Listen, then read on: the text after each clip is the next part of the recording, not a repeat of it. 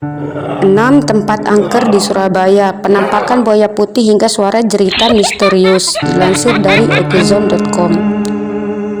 Mempunyai banyak tempat yang bisa dikunjungi untuk berlibur, mulai dari tempat bersejarah dan mistis, bisa ditemui di kota pahlawan ini. Berikut 6 tempat angker di Surabaya, Jawa Timur yang bisa dikunjungi. 1. Makam Belanda Kampung Peneleh. Kampung Peneleh merupakan sebuah kampung yang dibangun di atas tanah pemakaman pada era Keraton Surabaya di masa Majapahit. Konon beberapa warga sering melihat penampakan seorang kakek dan wanita yang berpakaian serba putih muncul dan menghilang secara misterius. Kemudian 2. Pintu air Jagir Wonokromo. Konon sering terjadi peristiwa orang tenggelam di pintu air Jagir Wonokromo.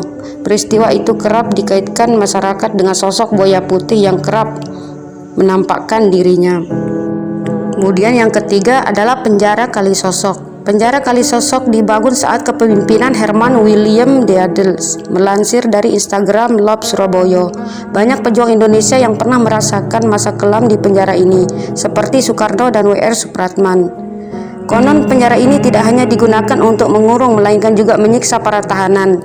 Meski kapasitasnya hanya 20 orang, kala itu satu ruangan dipaksa agar mampu ditempati 90 orang. Tempatnya yang sempit, gelap, dan pengap membuat suasana penjara ini semakin seram.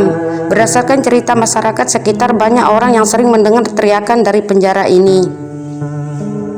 Kemudian yang keempat, Rumah Hantu Kupang. Konon gedung ini dibangun oleh J.A. Pan Middlecoff pada 1809 lalu. Gedung tersebut dibeli oleh Dr. Gunawan Sasmita sekitar 1945.